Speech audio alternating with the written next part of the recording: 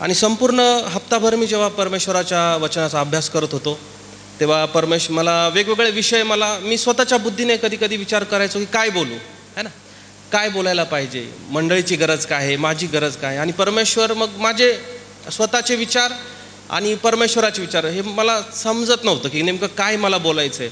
मला असं वाटत होतं चर्चची परिस्थिती बघून बोलायचं का देवाचं वचन, हे पूर्ण गोंधळ चालू असताना परमेश्वराला म्हटलं की प्रभू तू मला मार्गदर्शन कर आणि जे बोलायचं आहे ते मला विषय तू समोर माझ्या मांडत जा. आणि मी जसा जसा अभ्यास करत होतो, जसं जसं वचन वाचत होतं, त्याच सायमल्टेनियसली म्हणजे मला परमेश्वर माझ्याबरोबर बोलत होता, माझ्यातले देखील काही गोष्टी मला जाणून देत होता. आणि ही अशी प्रोसेस आहे, ही अशी एक प्रक्रिया आहे की ज्यामध्ये परमेश्वर दुसऱ्यांसाठी काही बोलत असताना स्वतःबरोबर देखील स्वतःमध्ये देखील करेक्शन करत असतो, है ना. तर परमेश्वराने मला अतिशय पॉईंटमध्ये त्याने मला स्वतःमधले देखील काही स्वभाव दाखवला आणि तो माझ्याबरोबर बोलत गेला. आणि आज मी तेच आपल्या सर्वांसमोर शेअर करणार आहे, जे काही परमेश्वराने मला मार्गदर्शन केलं. तर सर्वात आधी मला विचारायचं आहे की आपण बहुतेक चर्चेसमध्ये आपण बघतो जे काही पास्टर लोक आहेत, काही चर्चेस आहेत, त्याच्यामध्ये आता अशी परिस्थिती आहे की बहुतेक लोक प्रॉस्पेरिटी, तुम्हाला सर्व काही मिळणार, शांती, समाधान, पैसा हे मिळणार आणि आरोग्य मिळणार, या गोष्टीबद्दल ते काय करत आहेत, प्रीच करत आहेत, बोलत आहेत. आणि त्यांच्याकडे जाणारा देखील क्राऊड भरपूर आहे, भरपूर लोक त्यांच्याकडे जातात आणि त्यांना देखील ते ऐकायला चांगलं वाटतं, है ना. परंतु आपण थोडे आता एक स्टेप पुढे आलेलो आहोत, है ना. आपण त्या परिस्थितीमध्ये नाही, आपल्याला आता पैसा वगैरे, आरोग्य वगैरे यांचं आता सध्या आपल्याला महत्त्व इतकं राहिलं नाही की जितके लोक, बाकीचे लोक त्या चमत्काराला हे करतात, व्हॅल्यू देतात किंवा समृद्धीला व्हॅल्यू देतात, नाही का. आता आपण त्या स्टेपपासून पुढे आलेलो आहोत, कारण की आपण थोडे ख्रिस्तामध्ये मिळवलेलो आहोत. आपण आता जवळजवळ 20 वर्ष जुने ख्रिस्ती झालेलो आहोत, काही 25 वर्ष असतील, है ना, काही खूप त्याच्यापेक्षा देखील जास्त असं वचनाचा अभ्यास करत असतील. असं आपल्या जीवनामध्ये आपण हा प्रवास करत आलेलो आहे. तर माझा एक प्रश्न आहे सर्वांना, मला दोन, जरी एक इकडून ह्या बाजूने एक आणि ह्या भावांच्या बाजूने एक जर उत्तर मिळालं तर आपण पुढं सुरुवात करूया. माझा प्रश्न असा आहे की आपण ख्रिस्ती झालो तर आपल्याला मुख्य कारण काय आहे, त्याच्या मागचं काय, कशासाठी, काय आपल्याला भेटल या उद्देशाने आपण ख्रिस्ती झालो. एखादं कोणी पण उत्तर देऊ शकतं, इकडून एक आणि या साईडने. काय आपल्याला अपेक्षा होती किंवा काय भेटलं आपल्याला, काय भेटण्यासाठी आपण ख्रिस्ती झालो, प्रभू येशूचा स्वीकार केला, कोणी पण बोलू शकतं. हां, काय आंटी बोलत आहे? आमेन, प्रेज लॉर्ड. एकदम करेक्ट, एकदम टू द पॉईंट असं आंटीने उत्तर दिलेलं आहे. त्यांचं उत्तर आहे की सार्वकालिक जीवन आणि तारण भेटण्यासाठी आपण ख्रिस्ती झालेलो आहोत. ही गोष्ट आपल्याला जसं आपण प्रभूच्या वचनामध्ये येतो, वाढतो, तेव्हा आपल्याला समजलेलं आहे. परंतु काही नवीन जे विश्वासणारे आहेत, बहुतेक लोकांच्या साक्ष्या असे आहेत की मला हे आजार होता, मग तो परमेश्वराने बरा केला, माझी ही समस्या होती नोकरीची, मग परमेश्वराने मला ते दिलं. ती इनिशियल स्टेट आहे की ज्यामध्ये ते लोक परमेश्वराकडे वाटचाल करतात. त्याच्यामध्ये मग ते त्यांची पहिली ती गरज भागली की मग ते वचनामध्ये जसा स्टडी करत जातात, त्यानंतर काय होतं, आपल्याला मग नेक्स्ट लेवल आपल्याला समजते की आता याच्या पुढं काय आपलं सार्वकालिक जीवन आहे, पापक्षमा आहे, है ना. आणि ह्या गोष्टी आपल्याला जसं जसं आपण वचनाचा अभ्यास करत जातो त्याद्वारे आपल्याला समजतात, है ना. तर माझा दुसरा प्रश्न आहे, जर सार्वकालिक जीवनासाठी आपण मिळावं म्हणून आपण या प्रभू येशूचा स्वीकार केला, आपण त्याच्या मागं चालत आहोत, तर मग आपल्याला जसं वचनामध्ये सांगितलेलं आहे की तुम्ही काय केलं, विश्वास धरा आणि विश्वास धरल्यामुळे तुमचं काय होणार, सार्वकालिक जीवन मिळणार, नाही का. जो कोणी विश्वास धरेल त्याचा नाश होऊ नये तर त्याला सार्वकालिक जीवन प्राप्त व्हावं. मग आता आपल्या सगळ्यांना माहिती आहे की आपण काय केलेलं आहे, विश्वास धरलेला आहे, है ना. प्रत्येकाने विश्वास धरलेला आहे म्हणून प्रत्येकजण इथं उपस्थित आहे. मग माझा दुसरा प्रश्न असा आहे की मग विश्वास धरल्या आपल्याला तारण प्राप्त झालं का, सार्वकालिक जीवन प्राप्त झालं का, काय वाटतं, कोणी पण उत्तर द्या. विश्वास धरल्या आपल्याला सार्वकालिक जीवन प्राप्त होतं का, काय वाटतं? नाही होत. मनीष ब्रदर म्हणतात की नाही होत. कोणाकोणाला वाटतं नाही होत? ओके, अजून कोणी हात वरती केला? हां, सिस्टरना पण वाटतं की नाही होत. राईट, एकदम बरोबर आहे. तर सार्वकालिक जीवन आपल्याला विश्वास धरल्या धरल्या लगेच का प्राप्त होत नाही? याचं कारण काय आहे? कारण की एक सिंपल मी हा विचार करत होतो की आता हे कसं आपण एक्सप्लेन करू शकतो. तर आपण पुन्हा एकदा तो शास्त्रभाग वाचूया, योहान 3:16, जो सगळ्यांना पाठ आहे. बोलायचं का सगळ्यांनी एकत्र? बोलायचं का? ओके, हां, मी वाचतो इथं, कारण की मी थोडेसे पाय लटलटत असल्यामुळे विसरू शकतो. त्याच्यामुळे मी वाचतो, तुम्ही सगळ्यांनी बोला. ओके, आपण सर्वजण एकत्र बोलूया. देवाने जगावर एवढी प्रीती केली की त्याने आपला एकुलता एक पुत्र दिला, अशासाठी की जो कोणी त्याच्यावर विश्वास ठेवतो त्याचा नाश होऊ नये, तर त्याला सार्वकालिक जीवन प्राप्त व्हावे. सगळ्यांना समजलं की जो कोणी त्याच्यावर विश्वास ठेवतो त्याला सार्वकालिक जीवन प्राप्त व्हावे, है ना? मग विश्वास ठेवला. दुसरी गोष्ट आपल्याला काय समजलं की विश्वास ठेवला देवाला सोपं होतं, है ना? ज्या एदेन बागेमध्ये जेव्हा त्यांनी फळ खाल्लं तेव्हा ताबडतोब त्यांचं पतन झालं, तेव्हा ताबडतोब पाप त्यांच्यामध्ये शिरलं, है ना? तसंच देवाला हे पण सोपं होतं की बाबा तुम्ही विश्वास ठेवला तर लगेच काय होणार? तुमचं तारण होणार आणि लगेच तुम्हाला सार्वकालिक जीवनाची तिथं हमी मिळणार, है ना? देवाला हे पण सोपं होतं. परंतु त्याच्यामध्ये त्याने काय ठेवलं? हे असं लगेच त्याने दिलं नाही, तर त्याच्यामध्ये एक प्रक्रिया त्याने ठेवली, है ना? आता विश्वास ठेवला की लगेच तारण प्राप्त होत नाही. तर याचं जर मी तुम्हाला एक उदाहरण जर सांगितलं तर ते अशा प्रकारे सांगता येईल. मला जर एक्सप्लेन करायचं म्हटलं तर अशा प्रकारे सांगता येईल. जर मी आता इथं आपला युथ ग्रुप बसलेला आहे आणि यांना जर म्हटलं की आता तुम्ही परीक्षा जी पोलीस भरती आहे त्याची परीक्षा तुम्ही द्या आणि तुम्ही काय होणार? पोलीस होणार, है ना? जर मी यांना असं सहज सांगितलं की तुम्ही आता पोलीस भरतीची परीक्षा द्या आणि तुम्ही पोलीस होणार, आणि हे चारही लोक काय केले? डायरेक्ट गेले, परीक्षा दिली आणि त्याचा रिझल्ट आला आणि हे पोलीस होतील का लगेच? नाही होणार. कारण की त्यांनी काय केलं? फक्त ऐकलं की मला काय करायचं? पोलीसची परीक्षा दिली, पोलीस भरतीची परीक्षा दिली तर मी काय होणार? पोलीस होणार. फक्त त्यांनी ऐकलं, गेले आणि परीक्षा दिली. परंतु माझ्या सांगण्याच्या मागचा अर्थ काय असणार आहे की तुम्ही पोलीस भरतीची परीक्षा द्या, म्हणजे त्याच्यासाठी त्याच्या मागं काय चालू होतं? एक प्रोसेस चालू होते. ती म्हणजे काय असणार? त्यांनी अभ्यास केला पाहिजे, राईट? त्यांनी लेखी परीक्षेचा अभ्यास केला पाहिजे. त्यांनी काय केलं पाहिजे? दुसरी गोष्ट आहे की फिजिकल प्रिपरेशन, जी फिजिकल टेस्ट असते त्यांची, रनिंगमध्ये त्यांचं बॉडी वेट, त्यांचं फिजिक वगैरे सगळं ते त्यांचं पाहिजे. ते प्रिपरेशन त्यांनी केलं पाहिजे.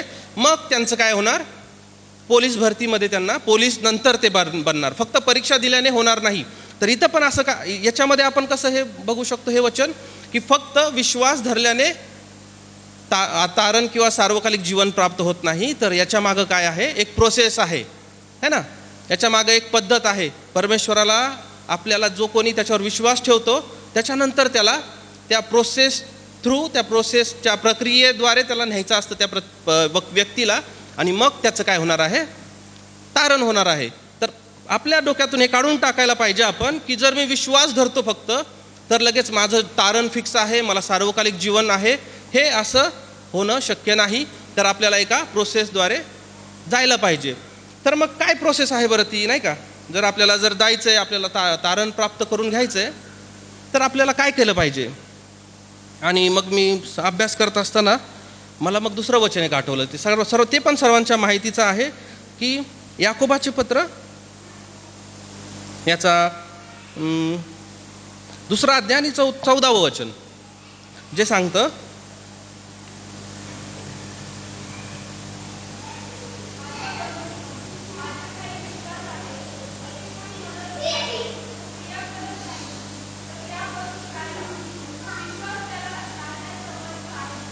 Praise the Lord. तर इथं काय सांगितलं आहे की माझ्या बंधूंनो, माझ्या ठाई विश्वास आहे असे कोणी म्हणत असून तो क्रिया करत नाही तर त्याच्यापासून काय लाभ? तो विश्वास त्याला तारण्यास समर्थ आहे काय? थँक्यू सिस्टर वचन वाचल्याबद्दल. तर याच्यामध्ये सांगितलं आहे की फक्त विश्वास आपल्याला तारण्यासाठी समर्थ नाही. आपण जर अजून पुढचे वचन जर वाचले तर त्याच्या मागं काय आहे? एक कृती करणं आपल्याला गरजेचं आहे, है ना? एक आपली ॲक्शन असणं ते देखील महत्त्वाचं आहे. आणि बहुतेक असे बाहेरचे देखील लोक आहेत की फक्त मी तुम्हाला उदाहरण जर सांगायचं म्हटलं तर जर एखाद्या वेळेस कुणाला जर सुवार्ता सांगायची वेळ आली आणि तो खूप देवभीरू माणूस आहे, त्याला सगळे देव त्याला समान ठेवतात ना का, म्हणजे कोणी पण त्याला म्हटलं हा देव आहे, तो म्हणतो हा माझा विश्वास आहे, हा देव आहे, नाही का. जर आता मी एखाद्या व्यक्तीला जर सांगितलं असं ज्याला प्रत्येक तो असं कंपॅरिझनच करत नाही कोणत्या देवांमध्ये, त्याला सगळे देव समान आहेत, आणि मी त्याच व्यक्तीला सांगितलं की बाबा येशू ख्रिस्त पण असा देव आहे ज्याने तुझ्यासाठी क्रूस खांबावर प्राण दिला, परत उठला, त्याला सुवार्ता जर सांगितली तर तो पण काय म्हणाल, हा माझा विश्वास आहे बाबा, येशू पण एक महान मोठा देव आहे, आणि तो पण येशू ख्रिस्ताला पण त्या बाकीच्या देवांच्या त्याच्या मनामध्ये जे बाकीच्या देवांचं स्थान आहे तिथं तो ठेवून देईल. मग त्याचं तारण होईल का? नाही, त्याचं तारण होणार नाही, कारण की त्याला विश्वासाच्या त्या जे त्याने स्वीकारले ते त्याच्या कृतीतून आचरणात आणणं हे महत्त्वाचं आहे, है ना. तर मग दुसरा पार्ट जो येतो तो आपण कृती कशी केली पाहिजे, कसं काय आपण मग त्या आपला विश्वास कृतीतून दर्शवला पाहिजे. मग मी जेव्हा स्टडी करत असताना मग माझ्याकडं मॅन्युअल आहे आपलं चर्च ऑफ द नॅझरीनचं, आणि त्याच्यामध्ये पहिल्याच पानावर पहिलीच लाईन आहे, चर्च ऑफ द नॅझरीनचं मिशन काय आहे. मिशन काय आहे आपल्या चर्च ऑफ द नॅझरीनचं, कोणी सांगू शकतं का? यस, हे आपली जी लोगो आहे त्याचं टॅगलाईन ते आहे, पण आपलं मिशन जे आहे ते आहे to make a Christ like disciples in the nation. We have to make आपल्याला ख्रिश्चन जे येशू ख्रिस्तासारखे शिष्य बनवायचे आहेत, है ना. मग मी ChatGPTचा वापर केला, ChatGPT, आणि मला अशी ही इच्छा जाणवली की बाबा आपण अजून ज्या आपल्या ख्रिश्चन संस्था आहेत त्यांच्या काय काय अशा मिशन आहेत, त्यांचे काय काय ध्येयवाक्य आहेत, है ना. आणि मग मी AGचं पाहिलं, भरपूर संस्थांची लिस्ट आली, आणि त्यांच्यामध्ये त्यांचे जर ध्येयवाक्य जर पाहिले तर त्यांचे ध्येयवाक्य असे होते की जाऊन चर्चेस स्थापन करणे, शिष्यांची संख्या, चर्चेसची संख्या वाढवणं, नाही का, आणि बाप्तिस्मा देणं, फक्त या सगळ्या गोष्टी आहेत, या सगळ्या गोष्टी होत्या. पण फक्त चर्च ऑफ द, मला खूप त्या गोष्टीने असं समाधान वाटलं की हो, आता आपण अशा चर्चशी संबंधित आहोत की ज्याचं मिशन आहे, ज्याचं ध्येय आहे प्रभू येशू ख्रिस्तासारखे शिष्य घडवणं, है ना. तर ही खूप महत्त्वाची गोष्ट आहे, कारण की आपल्या जीवनामध्ये जर आपण प्रभू येशू ख्रिस्तासारखं जर आपण बनतो तरच आपला काय होतो, विश्वास वाढतोय, आणि आपण काय होऊ शकतो, सार्वकालिक जीवनामध्ये प्रवेश करू शकतो. मग प्रभू येशू ख्रिस्तासारखं बसणं म्हणजे काय, कसं असायला पाहिजे, आपण कसे गुणधर्म प्रभू येशू ख्रिस्तामध्ये होते. एखादा गुणधर्म तुम्ही सांगू शकता का प्रभू येशू ख्रिस्ताचा गुणधर्म की जो तुम्हाला आढळला, तुम्ही स्टडी करत असताना किंवा तुम्ही बायबल वाचत असताना तुम्हाला एखादा प्रभू येशू ख्रिस्ताचा गुणधर्म आढळला? कुठं नाव झालं? आपल्या ठाई प्रीती असायला पाहिजे. ओके, बरोबर. अजून भरपूर असे गुणधर्म आहेत. अजून कोणता आढळला तुम्हाला की तुम्हाला वाटलं की हा प्रभू येशू ख्रिस्ताचा हा स्वभाव गुण आहे, तो खूप महत्त्वाचा आहे, तो आपल्यामध्ये? नम्रता, व्हेरी गुड, सिस्टरांनी नम्रता सांगितलं आहे, खूप महत्त्वाचा गुणधर्म आहे. अजून सहनशीलता, राईट. तर असे जे गुणधर्म आहेत हे गुणधर्म प्रभू येशू ख्रिस्ताच्या ठाई होते, आणि ते जर आपण त्याचं अनुकरण केलं, आपण जर म्हणतोय की बाबा मला विश्वास आहे आणि मला जर सार्वकालिक जीवन प्राप्त करायचं आहे, तर सगळ्यात पहिली गोष्ट म्हणजे आपल्याला विश्वास तर ठेवायचाच आहे, पण त्याच्या विश्वासाच्या बरोबर जोडीला आपल्याला कृती पाहिजे, नाही का. तर मला पण देखील, मी पण अभ्यास करत असताना मला पण असे काही गुणधर्म त्याचे आढळले, आणि ते पण वचन करत असताना मला वाटलं अरे वा, हे तर मंडळीबरोबर नक्कीच शेअर करायला पाहिजे, आणि मग पर्सनल माझ्या जीवनामध्ये पण मी काय केलं पाहिजे, हे ॲप्लाय केलं पाहिजे, लागूकरण केलं पाहिजे, है ना. तर आपण पहिला गुणधर्म त्याचं बघूया की त्याच्यामध्ये काय होता, कळवळा होता. जी लोक जे होते, जे त्याच्या मागं फिरणारे जे लोक होते, जे आजारी लोक होते, त्यांच्याबद्दल काय होता, त्याला कळवळा यायचा. आपण वचन वाचूया, लूकाचा 7वा अध्याय आणि 11वं वचन.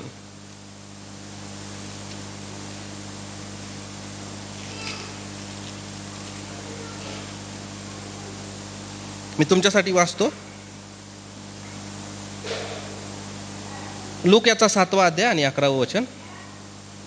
नंतर लवकरच असे झाले की तो नाईन नावाच्या गावास गेला, आणि त्याचे शिष्य व मोठा लोकसमुदाय त्याच्याबरोबर गेला.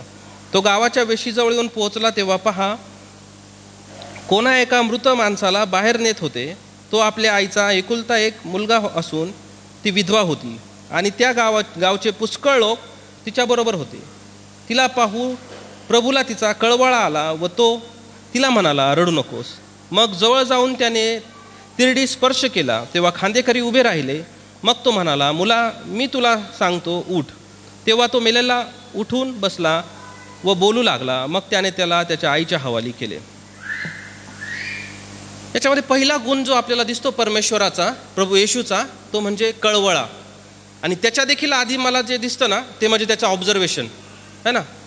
तो किती ऑब्झर्व करत आहे. प्रत्येक शास्त्र भागामध्ये जर तुम्ही बघितलं, जेव्हा केव्हा तो एखादा चमत्कार करत आहे, जेव्हा तो लंगडा मनुष्य ज्याला त्या तळ्यामध्ये टाकण्यासाठी कोणी नव्हतं, तेव्हा तो प्रभू येशूची नजर सगळे आपल्या आपल्या परीने जाण्याचं, तळ्याचं पाणी जेव्हा हलवलं देवदूत, तेव्हा आपल्या आपल्या परीने जाण्याचा त्या याच्यामध्ये प्रयत्न करत होते. सगळ्यांचं लक्ष त्या पाण्याकडं होतं की केव्हा पाणी हलल आणि लोक मी त्याच्यामध्ये आधी जाईल. पण प्रभूचं येशूचं लक्ष कोणाकडे होतं? त्या मनुष्याकडे ज्याला कोणी त्याला पाण्यामध्ये सोडण्यासाठी नव्हतं. तर असा जो प्रभू येशू आहे, त्याच्यामध्ये पहिलं क्वालिटी होती, त्याचा गुण होता की तो ऑब्झर्व करायचा. आणि जे काही ऑब्झर्व करत आहे, एखादं जर दुःख आहे तर त्याला त्याचा कळवळा यायचा है ना. तो तिथंच थांबत नसे, नाही का. कळवळा येतो आपल्याला. पण आपण पण तसेच आहोत. आपण पण त्याच, बाहेरचे लोक पण तसेच आहेत आणि आपण पण तसेच. आपल्याला पण काय होतं? कळवळा येतो. एखादी गोष्ट आपण पाहिली, एखादा ॲक्सिडेंट वगैरे पाहिला तर आपण कसं हळहळतो, नाही का. कळवळा येतो आपल्याला, अरे चुकीचं झालं. एखादा दुःखात आहे तर आपण काय करतो? अरे वाईट झालं है ना. आपण फक्त कधी कधी तिथंच थांबतो. पण प्रभू येशूने काय केलं? त्याला कळवळा आला आणि त्याने काय केलं? त्याच्याकडे जे काही होतं त्याच्याकडं त्याने पाहिलं की मी काय करू शकतो यांच्यासाठी, नाही का. मग त्याने ती ॲक्शन केली. त्याने त्याची आई जी रडत होती त्या मुलाची, त्याला समजलं की ती विधवा आहे. त्याने तिला थांबवलं. त्या यात्रेला, त्या अंत्ययात्रेला थांबवलं. त्याने त्या तिरडीला स्पर्श केला आणि सांगितलं की उठ.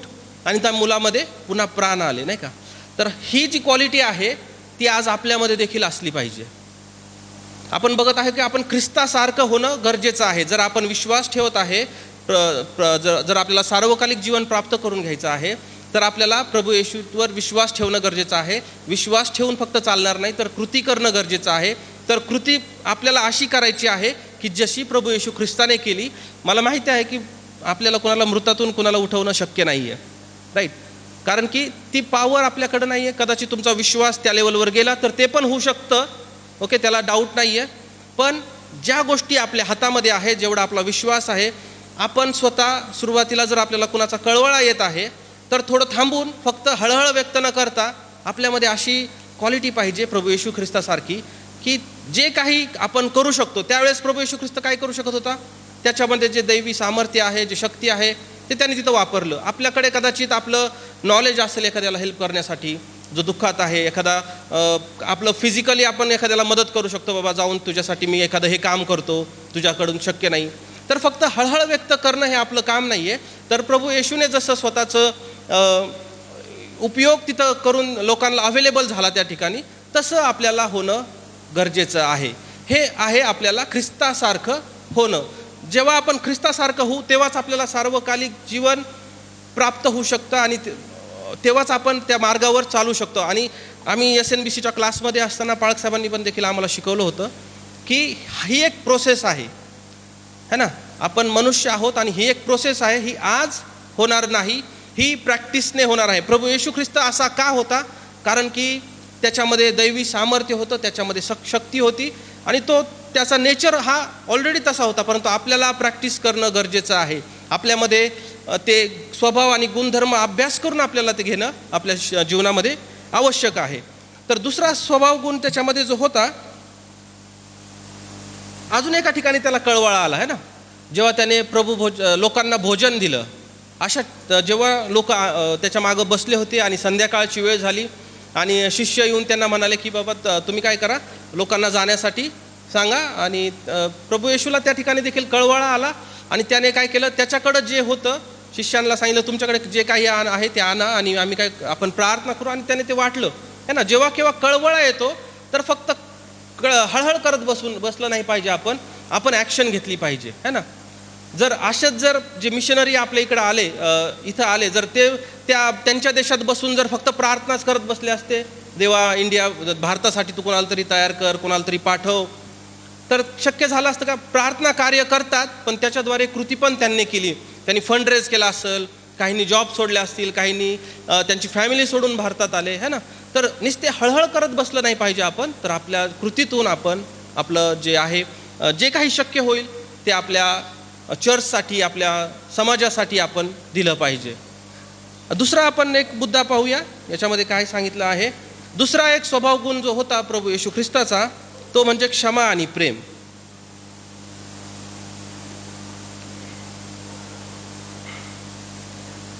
तर याबद्दल जर बोलायचं म्हटलं तर खूप काही आहे ना का. क्षमा आणि प्रेम, प्रभू येशू ख्रिस्ताने सर्वात अतिउच्च प्रेम केलेलं आहे, आणि ते म्हणजे क्रूस खांबावर त्याने काय केलेलं आहे, त्याचं प्रेम दाखवलेलं आहे. बरोबर. त्याने त्याचे हात पसरून त्या क्रूस खांबावर त्याने आपला जीव दिला, आणि जी क्षमा आहे ती त्या लोकांना केली जे त्याच्या हातामध्ये खिळे ठोकत होते, जे त्याच्या पायामध्ये खिळे ठोकत होते, ज्यांनी त्याला त्रास दिला, अशा लोकांना काय केलं त्याने, क्षमा केली. तो प्रार्थना करत आहे की हे बाप्पा यांना क्षमा कर, कारण हे काय करत आहेत त्यांना कळत नाही.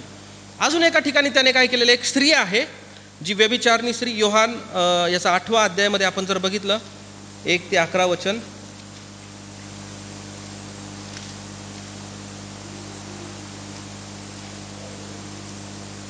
व्यभिचारी स्त्री आहे, तर मी ती वाचतो तुमच्यासाठी. योहान याचा 8वा अध्याय 1 ते 11 आपण वाचूया. मग ते सर्व घरी निघून गेले, पण येशू जैतुनाच्या डोंगराकडे गेला. नंतर पहाटेस तो पुन्हा मंदिरात आला. तेव्हा सर्व लोक त्याच्याकडे आले आणि तो बसून त्यांना शिकू लागला. त्यावेळी व्यभिचार करत असताना धरलेल्या एका स्त्रीला शास्त्री व परोशी यांनी त्याच्याकडे आणले व तिला मध्ये उभे करून ते म्हणाले, गुरुजी, ही स्त्री व्यभिचार करत असताना धरण्यात आली. मोशेने नियमशास्त्रात आम्हाला अशी आज्ञा दिली आहे की अशांना दगडमार करावा, व आपण हिच्याविषयी काय म्हणता? त्याला दोष लावायला आपणास काहीतरी मिळावे म्हणून त्यांनी परीक्षा पाहण्याकरता ते असे म्हणाले. येशू तर खाली ओनून बोटाने जमिनीवर लिहू लागला, आणि ते त्याला एकसारखे विचारत असता तो उठून त्यांना म्हणाला, तुमच्यामध्ये जो निष्पाप असेल त्याने प्रथम तिच्यावर दगड टाकावा. मग तो पुन्हा खाली ओनून जमिनीवर लिहू लागला. हे शब्द ऐकून वृद्धापासून तो थेट शेवटल्या माणसापर्यंत ते सर्व एकामागून एक निघून गेले. येशू एकटा राहिला आणि तिथेच ती स्त्री मध्ये उभी होती. नंतर येशू उठला व त्या स्त्रीशिवाय तिथे कोणी नाही असे पाहून तिला म्हणाला, बाई, पहा, तुला दोष देणारे कुठे आहेत? तुला कोणी दंड ठरवणारा नाही काय? ती म्हणाली, गुरुजी, कोणी नाही. तेव्हा येशू तिला म्हणाला, मीही तुला दंड ठरवत नाही, जा, पुढे पाप करू नको. तर या शास्त्र भागात देखील एक क्षमेचा अर्थ याच्यामध्ये दडलेला आहे. ती जेव्हा पाप केलं त्या स्त्रीने, तिला पकडण्यात आलं आणि परीक्षा प्रभू येशूची व्हावी म्हणून पुरुषांनी आणि त्यांनी त्या ठिकाणी आणलं. परंतु या सर्व गोष्टीमध्ये आपल्याला प्रभू येशू ख्रिस्ताचं गुणधर्म दिसतो, एक क्वालिटी दिसते की त्याने काय केली, क्रूस खांबावर लोकांना क्षमा केलेली आहे, आणि इथं देखील काय केलेलं आहे, या स्त्रीला देखील क्षमा केलेली आहे. आणि हा देखील गुणधर्म तुमच्या आणि माझ्यामध्ये असला पाहिजे. जर आपण विचार करत आहोत, जर आपण विश्वास धरतोय आणि आपल्याला जर सार्वकालिक जीवनाचं भागीदार व्हायचं आहे, तर तुम्हाला आणि मला देखील हा विश्वास आपल्या कृतीतून दाखवणं गरजेचं आहे. आणि मग मी विचार करत होतो, आणि मला कारण की माझ्यामध्ये पण अशा काही गोष्टी आहेत की मी पण लवकर लोकांना क्षमा करू शकत नाही. कधी एखादी गोष्ट माझ्या डोक्यामध्ये बसली ना, मग ते असे आहेत काही लोक की कधी मी बोलत नाही त्यांच्याबरोबर. आणि मला असं अभ्यास करत असताना असं जाणवलं की हे खरोखर चुकीची गोष्ट आहे, जी मला करेक्ट केली पाहिजे. आणि माझं जे काही गोष्टी लोक माझ्याबरोबर वागले असतील, किंवा जी लोकांची अशी ज्यांनी मला असं ट्रीट केलं असेल की ज्याच्यामुळे मला हर्ट झालं, तर मी विचार केला की माझं दुःख आणि प्रभू येशू ख्रिस्ताचं दुःख हे समान आहे का? तर बिलकुल देखील नाही. म्हणजे 0 पॉईंटमध्ये पण त्याची कंपॅरिझन आपण करू शकत नाही. की प्रभू येशू ख्रिस्ताला तर त्याला क्रूस खांबावर मारलं, है ना, त्याला खिळे त्यांच्या अंगावर थुंकले. एवढं तर थुंकणं इतका तर कुणामध्ये अजून हिंमत नाही की बाबा कोणी तुमच्या अंगावर येऊन किंवा माझ्या अंगावर येऊन असं थुंकल, है ना. आणि मग ह्या गोष्टी आहेत, आपला मानवी स्वभाव आहे. आणि ह्या गोष्टीपर्यंत आपलं दुःख नाही की आपण त्या एखाद्या व्यक्तीला क्षमा न करावी. एवढं तर आपल्या विरोधात कोणी पाप केलं नाही, है ना, कोणी आपल्याला असं खिळे मारले नाहीत. तर मग मला शेवटी असं जाणवलं, असं मला मनाने प्रश्न केला की अरे, तो तर देव होता, नाही का, त्याला सगळं शक्य आहे. मी तर माणूस आहे, माझ्या डोक्यामध्ये ते तर राहणारच. एखाद्याने मला वाईट बोललं किंवा एखाद्याने मला हिणवलं किंवा नीचला खाली दाखवलं, तर मी माझ्या मनाला समजू लागलो, अरे हे तर मग माझा स्वभाव आहे की मला क्षमा करणं थोडं अवघड जातं, कारण की मी माणूस आहे, राईट. आणि मग मला आठवलं की ग्राहम टेन्स आणि त्यांच्या पत्नीचं नाव मी विसरलो, जेव्हा त्यांना जिवंत, त्या ग्राहम टेन्स आणि त्यांची जे मुलं आहेत, 2 मुलं, त्यांना जिवंत त्या याच्यामध्ये कारमध्ये जाळलं. बहुतेक ओरिसा या ठिकाणी ती घटना झालेली आहे. आणि त्यांची मिसेस काय म्हणते, त्यांची वाईफ, त्यांनी एक इंटरव्ह्यू दिलं आणि मे बी कोर्टात देखील ती असं बोललेली आहे की मी त्या गुन्हेगारांना काय करत आहे, क्षमा करत आहे, है ना. आणि मग मला तेव्हा इतकं ते क्लिक झालं, इतकं मला ते टच झाला तो पॉईंट, की जरा देवाचा जर विषय सोडला की हां, प्रभू येशू ख्रिस्तामध्ये ते आहे, त्याच्यामध्ये ती पॉवर आहे की तो क्षमा करू शकतो, परंतु त्याला एक विश्वासणारी अजून एक जी आहे, त्याला फॉलो करणारी एक व्यक्ती आहे. तिचा नवरा लोकांनी मारला, तिचे लेकरं लोकांनी जिवंत जाळले, आणि ती देखील म्हणत आहे की बाबा मला या लोकांना क्षमा करायची आहे त्यांच्यामध्ये. आणि तिचं एक स्टेटमेंट आहे, ॲक्च्युली मी ते बनवून आणलं होतं PPTमध्ये ते. मग मला वाटलं खरंच आहे का, असं बोललं असेल का. तर त्याचे रेकॉर्ड आहेत, BBC न्यूज, CNN न्यूज, असे मी त्याचे स्नॅपशॉट घेऊन मी ठेवले होते PPTमध्ये शेअर करण्यासाठी, पण चालत नाही येते. पण मला ते जाणवलं की बाबा खरंच ह्या व्यक्तीने हे स्टेटमेंट दिलं आहे की ज्या लोकांनी माझ्या नवऱ्याला मारलं, माझ्या मुलांना जिवंत जाळलं, त्यांना मी क्षमा करत आहे. मग माझं दुःख किंवा आपलं सर्वांचं दुःख एवढं तर मोठं नाही आहे की आपण ज्या कोणाने आपल्याला हिणवलं असेल, ज्यांनी आपल्याला खाली दाखवलं असेल, किंवा एखादं आपलं कोणाचं वैर असेल, आपण त्यांना क्षमा करू शकतो, सहज आहे ना. तर प्रभू येशू ख्रिस्ताचा जो गुणधर्म आहे तो आपल्यामध्ये देखील यायला पाहिजे. आणि तो दुसरा गुणधर्म म्हणजे काय आहे, क्षमा आणि प्रेम. मग त्याद्वारे जर आपण म्हणतो की बाबा मला ख्रिस्ताकडे जायचंय, सार्वकालिक जीवनात जायचंय, तर मग हा दुसरा गुणधर्म देखील आपल्यामध्ये पाहिजे. आपण विश्वास ठेवून ह्या कृती देखील आपण केल्या पाहिजे. आपण ज्या आपल्या जीवनामध्ये असे काही व्यक्ती आहेत जे अडखळणं आहेत, की ज्यांना आपण क्षमा करू शकत नाही, ज्यांच्याबरोबर आपलं अजून देखील आपण पूर्णपणे त्यांच्याबरोबर मिलाप करून घेतला नाही, तर आपल्याला त्यांना क्षमा करणं गरजेचं आहे. कारण की हे पॉसिबल आहे. आपल्याजवळ जिवंत उदाहरण आहे प्रभू येशू ख्रिस्ताचं, आणि त्याच्यानंतर पूर्ण मनुष्य असलेलं ग्राहम टेन्स, आणि असे काही भरपूर उदाहरणं असतील जे आपल्याला माहिती नाहीत. असे लोक देखील असतील जगामध्ये की ज्यांनी खरोखर त्यांच्या विरोधात कोणी कुटघोरी केली असेल, काही चुकीचं वागलं असेल, त्यांना क्षमा केलेली आहे. तर हा देखील गुणधर्म आपल्या जीवनामध्ये आपण अनुकरायला पाहिजे. कारण की आपलं मिशन काय आहे, चर्च ऑफ द नॅझरीनचं आपलं मिशन आहे की ख्रिस्तासारखं बनणं, ख्रिस्तासारखं डिसायपल आपल्याला बनवायचे आहेत आणि बनायचे आहे, शिष्य बनायचं आहे, बरोबर. तर हे आपलं मिशन आहे, आणि हे जर मिशन आपण अचीव केलं तर नक्कीच आपल्याला सार्वकालिक जीवन प्राप्त होणार आहे, है ना. अजून दुसरा आपण एक पॉईंट बघूया की अजून प्रभू येशू ख्रिस्तामध्ये काय गुणधर्म होता की तो आपल्यामध्ये देखील असला पाहिजे जर आपल्याला सार्वकालिक जीवन प्राप्त करायचं आहे तर तिसरा जो गुणधर्म आहे तो म्हणजे प्रार्थना, है ना.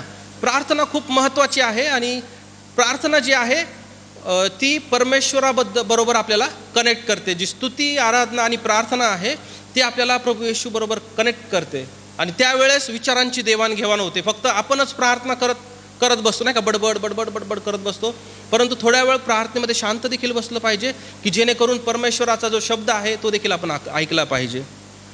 वचनामध्ये 2 ठिकाणी असं सांगितलं आहे की मत्ते 14 आणि 23 वचन जर आपण वाचलं,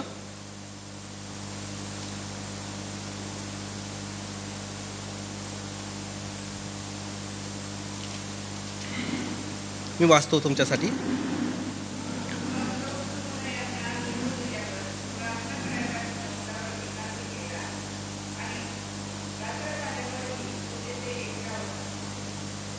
थँक्यू सिस्टर.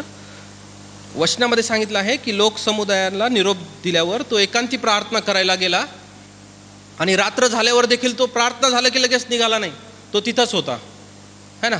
तर तिसरी जी गोष्ट आहे तर तो प्रार्थना, प्रभू येशू ख्रिस्त प्रार्थना करत होता.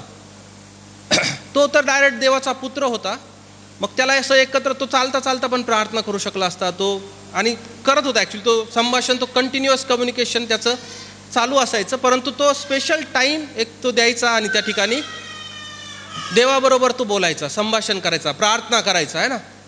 तसंच अजून एका ठिकाणी जर पाहिलं तर एकदम क्रिटिकल सिच्युएशन त्याच्या जीवनामध्ये आली की ज्याला क्रूस खांबावर त्याला हे करायचं होतं, त्याचा जाण्याची वेळ आली ती. आणि त्या ठिकाणी तो वचनामध्ये मार्क याचा 32 अध्याय आणि 37 आपण जर वाचलं,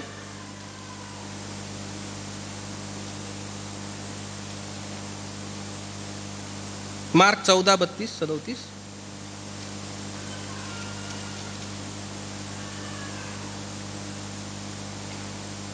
त्याच्यामध्ये असं सांगितलंय की नंतर ते गेतशेमाने नावाच्या ठिकाणी आले तेव्हा तो आपल्या शिष्यांना म्हणाला, मी प्रार्थना करीपर्यंत बसा. तेव्हा पेत्र, याकोब, योहान यांना बरोबर घेतले आणि तो व्याकुळ व अस्वस्थ होऊ लागला. तो त्यांना म्हणाला, माझ्या जीवाला मरणप्राय अति खेद झाला आहे. तुम्ही येथे राहा व जागृत असा. ओके, या ठिकाणी तो काय करते, एकदम त्याच्या डाऊन, त्याचा जो इमोशनल पॉईंट आहे, इमोशनली हा खूप डाऊन आहे प्रभू येशू ख्रिस्त स्वतः. आणि तो काय करते, त्याच्या सगळ्यात लोवेस्ट पॉईंटला देखील काय करते, तो प्रार्थनेसाठी वेळ काढत आहे, है ना. तो परमेश्वराचा पुत्र असून देखील त्याला गरज लागत आहे. मग आपल्याला का नाही लागणार गरज? आपण तर सर्वसाधारण मनुष्य आहोत की ज्याला प्रत्येक हप्त्यातून 3 वेळा तरी आपण निराश असतो, आपण स्ट्रगल्स आपण हे करत असतो, फेस करत असतो. तर मग आपण का नाही डबल, जेव्हा जितका परमेश्वर प्रभू येशू ख्रिस्त प्रार्थना करत होता, का नाही आपण मग त्याच्यापेक्षा डबल स्ट्रेंथने प्रार्थना केली पाहिजे, है ना. तर हा चौथा गुणधर्म त्याचा जो आहे तो म्हणजे प्रार्थना करणं. आणि जेव्हा केव्हा प्रार्थना करून तो बाहेर आला, तो एक नवीन ताकद आणि नवीन सामर्थ्य घेऊन तो बाहेर आला प्रार्थना करून जेव्हा येत होता, है ना. याच ठिकाणी बहुतेक सांगितलं आहे की तो प्रार्थना केला, लोकांना, शिष्यांना त्याने पुढं पाठवलं आणि स्वतः प्रार्थना करून काय करत आला त्यांच्या मागं, त्यांना बोटीतून म्हटलं तुम्ही पुढं जा, आणि तो नंतर चालत त्या पाण्यावर आला, है ना. अशक्य अशा गोष्टी त्याने प्रार्थनेच्या नंतर त्याने केलेल्या आहे. कारण की तो, आणि हे पण आपल्याद्वारे देखील शक्य आहे. आपल्याला तर खूप गरज आहे प्रार्थनेची, आणि आपण या गोष्टी, आणि हे एक शस्त्र देवाने आपल्याला दिलेलं आहे, एक विश्वासणारा म्हणून आपल्याला एक शस्त्र हे आहे. मी अजूनपर्यंत असं कोणाला पाहिलं नाही की लोक जाऊन मंदिरामध्ये घंटा वाजवून प्रार्थना करत असं देवाबरोबर बोलत बसलेले आहेत. त्यांना सगळं लिहून दिलेलं आहे, स्क्रिप्टेड आहे. हे मंत्र म्हणायचे, याच्या पुढे एक शब्द पण बोलायचं नाही, है ना. मनात काय असेल ते, त्यांचं काय असेल ते संभाषण करू शकतात. पण आपला एक शस्त्र असे आपल्याला दिलेलं आहे, आपल्यावर कृपा अशी केलेली आहे की आपण परमेश्वरासमोर आपलं मन मोकळं करू शकतो, है ना. तर मग आपल्याला ह्या गुणधर्म आपले जे आहेत प्रभू येशू ख्रिस्ताचे, ते आपल्यामध्ये असलेच पाहिजे. कारण की आपण त्याच्यावर विश्वास ठेवतो आणि आपल्याला त्याच्या मागं चालायचं आहे. आपल्याला त्याच्या मागं चालत आपल्याला स्वर्गामध्ये जागा आपल्याला रिझर्व करायची आहे. त्याच्यामुळे हे गुणधर्म असणे खूपच महत्त्वाचं आहे. आणि शेवटचा गुणधर्म, जसा सिस्टरने सांगितला, नम्रता, ही सगळ्यात महत्त्वाची आणि सगळ्यात मी सांगतो की मला तर असं वाटतं हा सगळ्यात की पॉईंट आहे जे आपल्या ख्रिस्ती लोकांमध्ये असणं गरजेचं आहे. बरोबर. वचन वाचूया आपण. आणि ही गोष्ट मला सांगू द्या की इतकी मला स्पर्श झाला या गोष्टीने, मला इतकं मी विचार करत बसलो की किती प्रभू येशू महान आहे, किती नम्र त्याने झाला, नाही का. इतका मोठा असून, इतका सामर्थ्यशाली असून त्याने लिमिट क्रॉस केले नम्र व्हायचे पूर्ण, है ना. त्याने लिमिट म्हणजे काही ठेवलंच नाही त्याच्यासाठी, सर्व लिमिट त्याने क्रॉस करून तो स्वतःला त्याने हंबल केलं, त्याने नम्र केलं. आपण वाचूया योहान याचा 1 अध्याय 1 ते 6 पहिला आपण वाचूया. योहान याचा 13वा अध्याय 1 ते 6 आपण वाचू. 1 ते 5 आपण वाचूया. कोणीतरी वाचा योहान याचा 13वा अध्याय आणि 1 ते 5.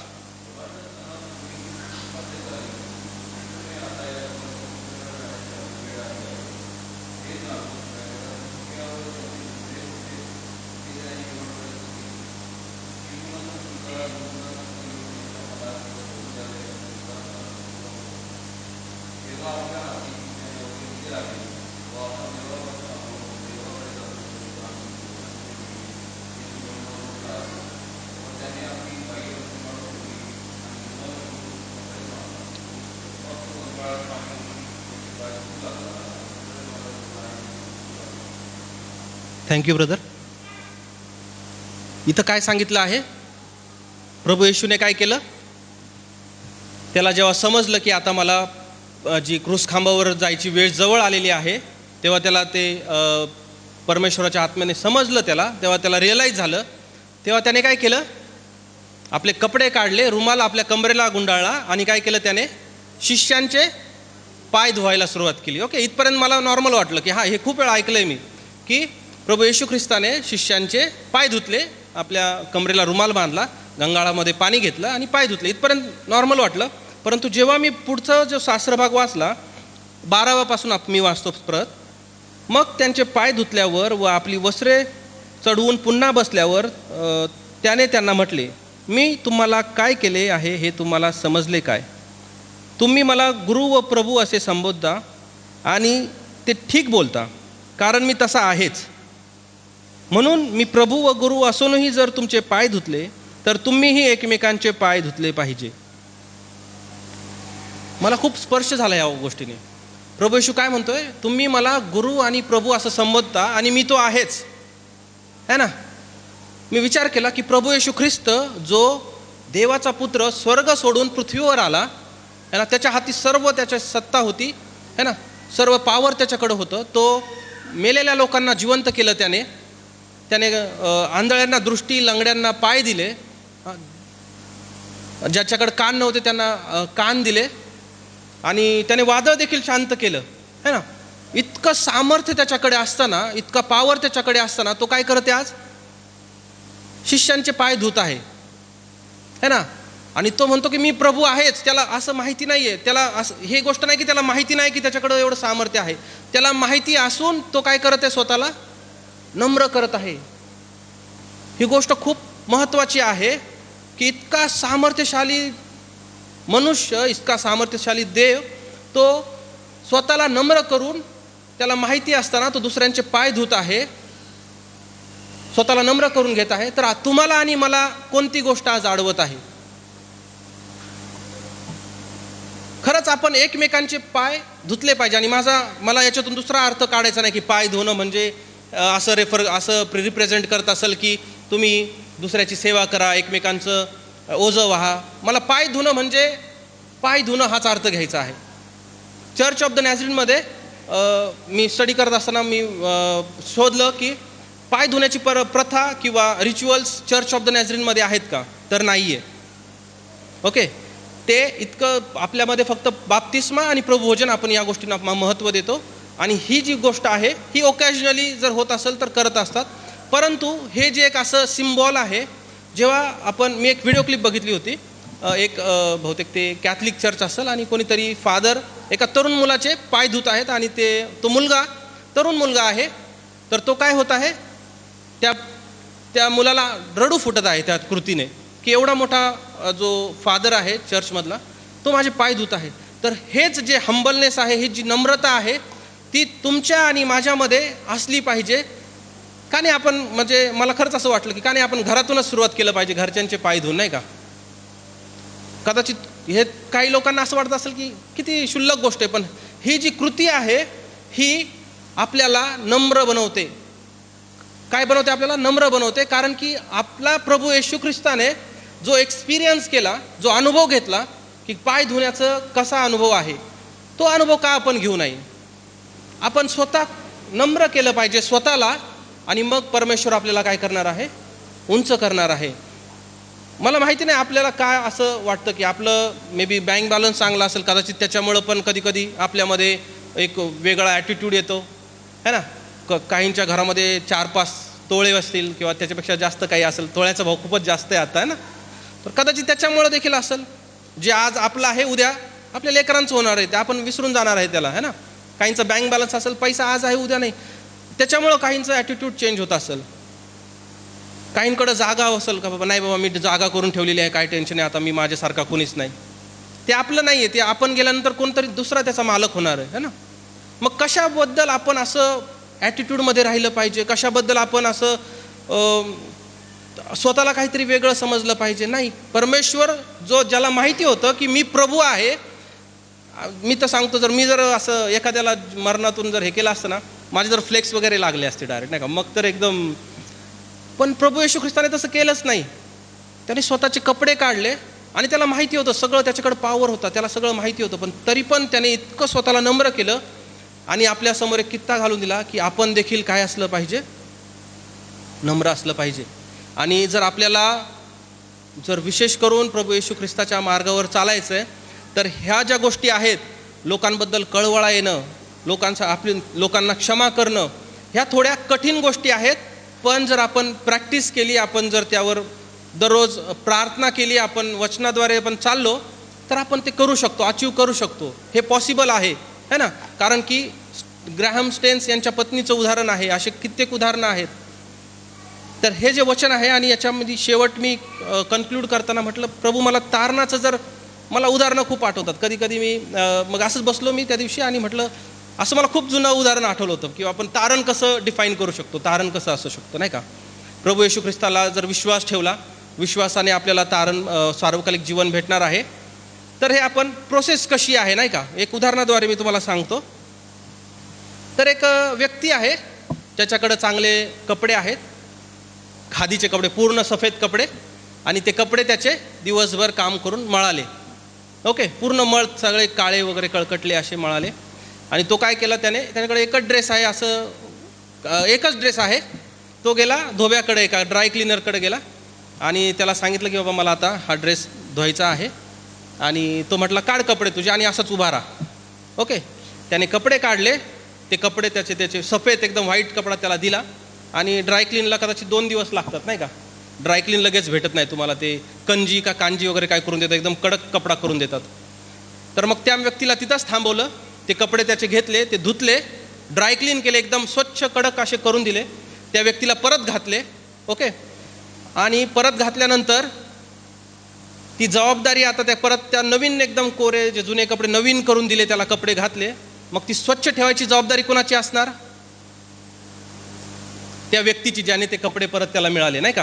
का तो धोबी त्याच्या मागं परत परत असा पळणार, चल तू जिकडे जाशील तिकडे मी येतो, आणि एखादा डाग तुझ्या अंगावर लागला तर तो मी पुसतो, नाही ना. ज्या व्यक्तीला ते नवीन कपडे, जे नवीन त्याचा तो ड्रेस करून भेटला, जो ड्रायक्लीन करून भेटला, तर ती जबाबदारी जसा आहे तसं ठेवण्याची जबाबदारी कोणाची आहे, त्या व्यक्तीची आहे. Praise the Lord. तर हेच तारण आहे. जर आपलं जीवन आपण प्रभू येशू ख्रिस्ताकडे दिलंय, त्याने आपल्याला स्वच्छ करून दिलंय, त्याच्यावरचे सगळे डाग त्याने काढलेत. आणि मी एक गोष्ट मेन्शन केली की त्याने, त्या ड्रायक्लीनवाल्याने पहिलं त्याला काय केलं, आधी उघडं केलं आणि थांबवलं. कारण की का, हे इकडं ड्रायक्लीन होते. ती प्रोसेस काय माहिती का, स्वतःला नम्र करून परमेश्वरासमोर ओपन हार्ट करून आपल्याला जायचं आहे आणि तिथं थांबायचं आहे आणि परमेश्वराला म्हणायचं आहे की प्रभू, मी विश्वास धरलेला आहे आणि मला सार्वकालिक जीवन पाहिजे आहे. मला तुझ्यासारखं शिष्य तू जसा आहेस तसं बनायचं आहे, की जेणेकरून मग माझ्या जीवनामध्ये मी सार्वकालिक जीवन प्राप्त होऊ शकतो. आणि जरी आपल्या एक लक्षात, अजून मी माझ्या एक ओळखीचे पास्टर आहेत, माझे भाऊच आहेत ते माझे, त्यांना विचारलं, पाळकसाहेब माझ्याकडून पण काही चुका होतात, मग मला कधी कधी गिल्ट फील होतं. तर ते काय, त्यांनी मला ॲन्सर दिलं की आपण मनुष्य आहोत आणि आपल्यासाठी वचन आहे. जेव्हा केव्हा आपण पाप करतो तेव्हा आपल्याला वचन हे आहे, तो आपल्याला रिफ्रेश करत राहतं, आपल्याला आपल्या पापाची जाणीव करत देतं आणि आपल्याला त्याकडे परत जायचं नाही. ओके, हे त्यांनी मला सांगितलं. तर आपण काय करू शकतो, तो ड्रेस आपण जो परिधान केलेला आहे, ज्या ड्रायक्लिनरने दिलेला आहे, जरी आपल्याकडं असेल की बाबा माझा खराब झाला आहे ड्रेस, वचनाचा कापड घ्यायचं, थोडं वल्ल करायचं आणि पुसून त्याला परत आपण जसंच्या तसं स्वच्छ करायचं. आता ही जबाबदारी तुमची आणि माझी आहे.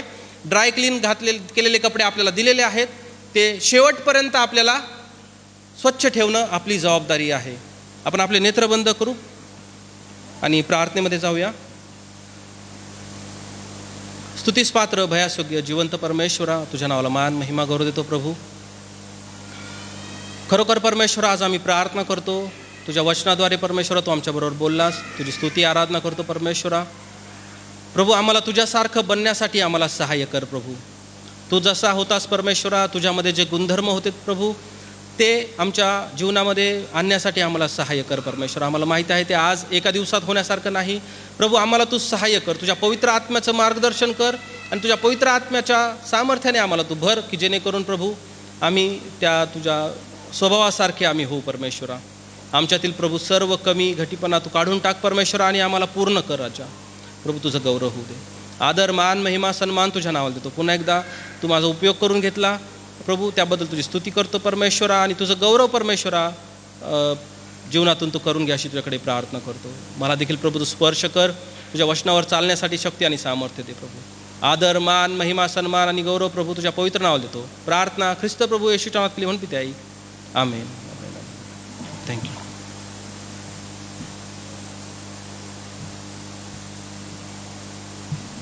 थँक्यू. ब्रदर सागर यांचे आभार मानत आहे. मागच्या रविवारी देखील प्रियानो मी जसं म्हटलं होतं प्रवासाला मी जाणार आहे म्हणून खरं तर त्या दिवशी मी भोसले पाळक साहेबांना दिलं होतं, आणि आज प्रियानो बंधू सागर यांनी घेतलं. आभार मानतो. सुंदर वचन दिलेलं आहे आणि त्यांनी आठवण करून दिली. आपल्याकडे पाय धुण्याचा कार्यक्रम नाही आहे चर्च ऑफ द नॅझरीनमध्ये, पण आपल्या मंडळीमध्ये प्रियानो आहे तो. आपण बऱ्याच वर्षांपूर्वी 3-4 वेळा प्रियानो हा मला वाटतं हा विधी केला होता, परंतु देवबापाच्या दयेने परत एकदा आपण लवकरच प्रियानो या वर्षात नाही तर पुढच्या वर्षामध्ये देखील आपण करणार आहोत. आणि चांगला विधी आहे तो, नम्रतेचा धडा. सुंदर वचन दिलेलं आहे. देवाला धन्यवाद. पाळक बंधू यांचे आभार मानतो. आपण सर्वजण परत एकदा उभे राहूया आणि प्रियानो आपण प्रार्थना करूया. थोर अनुग्रहकारी प्रभू, आम्ही पुन्हा एकदा विशेष तुझे आभार मानत आहोत या वेळेसाठी. बापा, तुझी कृपा दया दिली आणि आजचा दिवस आमच्या जीवनामध्ये प्रभू तू दाखवला, त्याबद्दल देखील आम्ही आभार मानतो. जे वचन आमच्यापर्यंत आलेलं आहे प्रभू, ख्रिस्त सदृश्य आम्हाला शिष्य घडवायचे आहेत. घडवण्याआधी प्रभू आम्हाला देखील प्रभू स्वतःला ख्रिस्तासारखं बनायचं आहे. आणि ज्यावेळेला आम्ही खरोखर प्रभू स्वतःला तुझ्या पुत्रासारखे स्वतःला प्रभू आम्ही घडवतो, त्यावेळेला आपोआपच प्रभू आमचं जीवन एक साक्षीरूपीने प्रभू परमेश्वर इतरांसाठी एक आशीर्वादाचं कारण होणार आहे. आज आमच्या बंधू सागर जोंबाडे यांच्या जीवनासाठी आम्ही तुझे आभार मानतो. जे वचन आमच्यापर्यंत प्रभू आमच्या बंधूंनी आणलेलं आहे त्यासाठी प्रभू तुझे आभार मानतो. तू त्यांच्या मुखाला आत्म्याला स्पर्श केला आणि प्रभू परमेश्वर आम्हा प्रत्येकापर्यंत जे वचन प्रभू आमच्या अंतःकरणात प्रभू तू पेरलेलं आहे त्यासाठी आभार मानतो. प्रभू ते वचन अधिक वाढावं आणि खरोखर आम्ही सर्वजण ही मंडळी ख्रिस्त सदृश्य व्हावी यासाठी प्रभू आम्हाला तुझी कृपा दया दे. शेवटच्या दिवसांमध्ये जगत असताना प्रभू, जरी शुभवर्तमान प्रभू परमेश्वर काही ठिकाणी प्रभू अजूनही बंदी आहे, परंतु आमचं जीवनच प्रभू हे खरोखर शुभवर्तमान व्हावं यासाठी आम्हाला तू सहाय्य कर. जे प्रभू परमेश्वर बंधू सागर आणि त्यांचं समस्त प्रिय कुटुंब, त्यांची प्रभू परमेश्वर जी काय नोकरी आहे प्रभू ती आशीर्वादाची कर. सेवेची आवड आहे प्रभू परमेश्वर, ती देखील प्रभू त्यांच्या जीवनाद्वारे प्रभू परमेश्वर तू अधिक प्रभावी रीतीने येत्या दिवसात करून घेशील. ये प्रभू परमेश्वर, आम्ही सर्वजण तुझ्या पवित्र हातामध्ये देखील स्वतःला सादर करत आहोत. या आठवड्यामध्ये देखील प्रभू आमच्याबरोबर तू राहा. सर्व उन्हाच्या कडाक्यापासून प्रभू आमचा सांभाळ कर. सर्व वाईट गोष्टींपासून, आजारपणापासून प्रभू रक्षण कर.